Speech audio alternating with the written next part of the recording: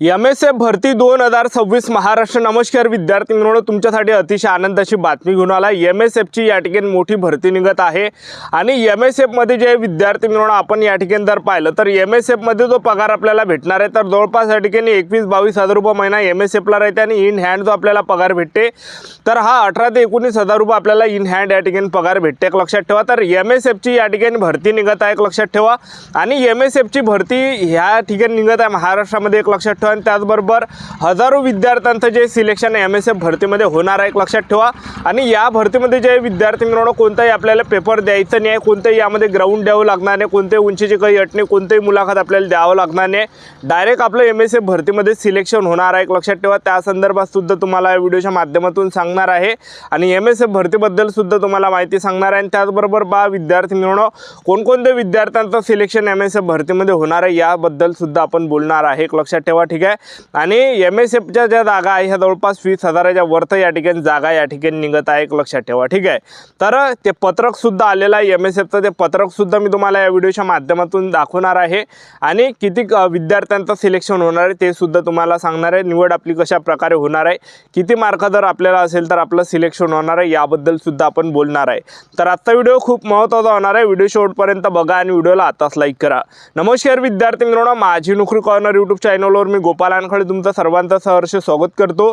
तर मित्रांनो व्हिडिओचा थंबनेल बघून तुमच्या लक्षात आलं असेल की आपला व्हिडिओ कोणत्या टॉपिकवर होणार आहे। व्हिडिओ सुरू करण्याच्या आधी आपल्या यूट्यूब चॅनलला सबस्क्राइब करा, जेणेकरून प्रत्येक भरतीचे अपडेट तुमच्यापर्यंत सर्वात आधी पोहोचेल। जास्त करून MSF भरतीबद्दल वेळोवेळी अपडेट मी तुम्हाला आपल्या यूट्यूब चॅनलच्या माध्यमातून देत असतो। व्हिडिओ सुरू करण्याच्या अगोदर सर्वांना एक रिक्वेस्ट आहे, तुम्ही आपला व्हिडिओ कोणत्या जिल्ह्यातून पाहून राहिले नक्की कमेंट बॉक्समध्ये सांगा, जेणेकरून मला सुद्धा एक अंदाज लागणार आहे की आपला व्हिडिओ कोणकोणत्या जिल्ह्यापर्यंत पोहोचू राहिला। तर बघा विद्यार्थी मित्रांनो, MSF जर आपण पाहिलं MSF ला महाराष्ट्र सुरक्षा बल सुद्धा म्हटलं जाते, एक लक्षात ठेवा, महाराष्ट्र सुरक्षा बल सुद्धा MSF ला म्हटलं जाते। आणि त्यांची जी वर्दी आहे जी CISF केंद्रीय औद्योगिक सुरक्षा बल अशा प्रकारे जे आहे MSFची या ठिकाणी वर्दी राहते, एक लक्षात ठेवा। आणि 8 घंट्याची ड्युटी MSF मध्ये आहे आणि पगार सुद्धा आपल्याला या ठिकाणी भेटणार आहे जवळपास 21-22 हजार रुपये महिना यामध्ये राहते। आणि इन हँड जो आपल्याला पगार भेटते हा 19 हजार रुपयेपर्यंत आपल्याला या ठिकाणी महिना भेटते MSF भरतीमध्ये, ठीक आहे। तर चांगली ड्युटी आहे विद्यार्थी मित्रांनो MSFची। तर त्या संदर्भात हे पत्रक आलं आहे, पहिले पत्रक मी तुम्हाला वाचून दाखवतो, त्यानंतर आपलं निवड कशा प्रकारे होणार आहे ते तुम्हाला सांगणार आहे। बघा या ठिकाणी भरती कामकाज कक्षात हे पत्रक आलेलं आहे। बघा विषय काय आहे, पोलीस शिपाई भरती सन 2024-25 मधील प्रतीक्षाधीन व पात्र परंतु निवड झालेले पुरुष व महिला उमेदवारांची यादी एक्सेल फॉर्मॅट ईमेल मिळवण्याबाबत। तर बघा महाराष्ट्र राज्य सुरक्षा महामंडळामध्ये पुरुष व महिला सुरक्षा रक्षक भरती प्रक्रिया राबवण्याची प्रस्तावित असून आपल्या घटकात महाराष्ट्र राज्य पोलीस शिपाई भरती सन 2024-25 मध्ये राबवण्यात आली होती।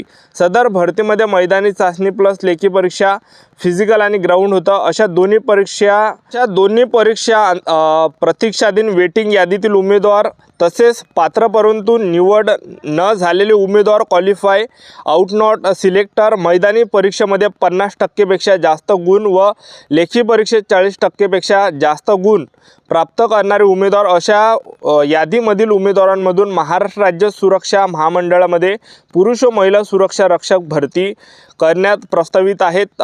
तरी सन 2024-25 मधील पोलीस शिपाई भरती प्रक्रियेतील प्रतीक्षाधीन उमेदवार वेटिंग लिस्ट व पात्र उमेदवार क्वालिफाय बट नॉट सिलेक्टेड पुरुष व महिला उमेदवार खालील दिलेल्या तक्त्याप्रमाणे सविस्तर माहिती त्या ठिकाणी दिलेल्या आहे मध्ये देण्यास विनंती आहे।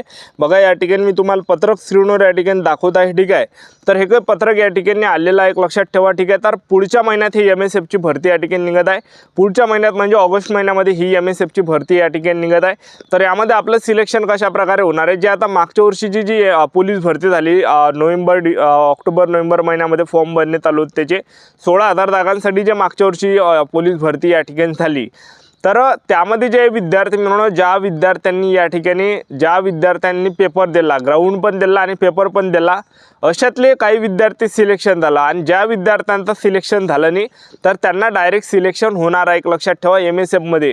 तर यामध्ये काय आहे की जे काही विद्यार्थी वेटिंगला आहे तर वेटिंगवाले पण ते उचलणार आहे MSF मध्ये।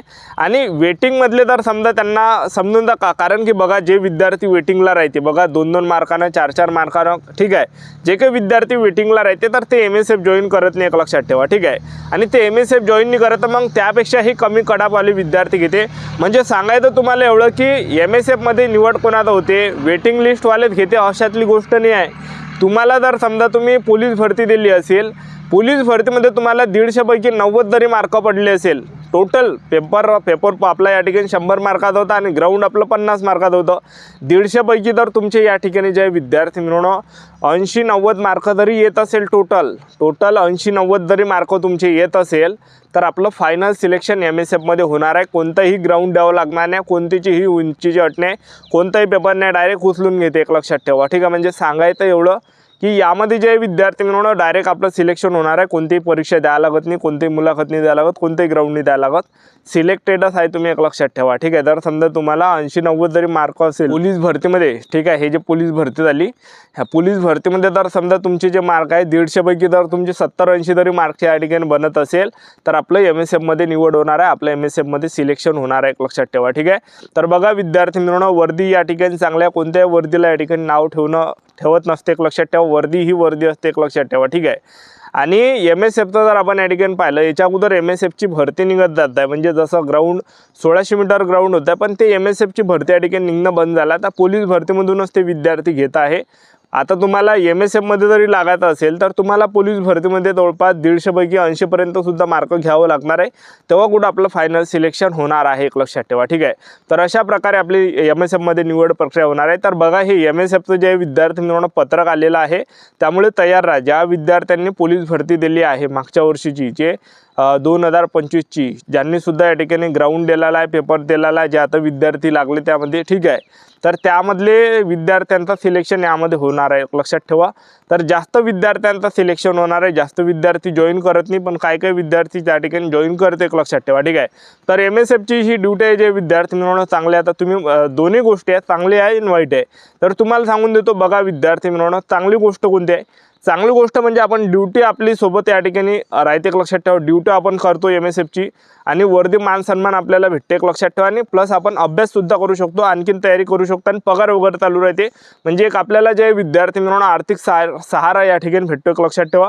आणि त्यानंतर दुसरी गोष्ट वाईट कोणती आहे, तर वाईट गोष्ट दुसरी म्हणजे या ठिकाणी आपण MSFमध्ये ज्यावेळेस लागतो, तर MSFमध्ये जे आपले ड्यूटी जो टाईम आहे, म्हणजे 8 घंटे आपले चालले जाते, आणि आपण ड्यूटीहून आल्यावर थकून जातो, तर त्यामुळे जास्त अभ्यासात आपला अभ्यास होत नाही, एक लक्षात ठेवा. तर हे काही या ठिकाणी नुकसान आहे, एक लक्षात ठेवा, ठीक आहे. पण यामध्ये फायदे आहे आणि नुकसान आहे, दोन्ही पण गोष्टी आहे. तर त्या तुम्हाला मॅनेज या ठिकाणी करावं लागणार आहे. आणि दुसरी गोष्ट जर आपण पाहिलं, एखाद्या कंपनीमध्ये जर आपण नोकरीला गेलो, तर 12-12 घंटे किंवा 8-8 घंटे एकसारखं उभं ठेवते, आणि त्याचबरोबर आपल्याला बसूसुद्धा देत नाही, एक लक्षात ठेवा. तर इथं आपल्याला उभंच राहायचं आहे, 8 घंटेची ड्युटी करायची आहे, आणि मेन म्हणजे वर्दी आहे, एक लक्षात ठेवा, ठीक आहे. तर अशा प्रकारे आहे. तर आपलं YouTube चॅनल सबस्क्राईब करून ठेवा, वेळोवेळी अपडेट देत राहणार. आजच्या साठी आमचं व्हिडिओ नेक्स्ट व्हिडिओमध्ये. जय जय.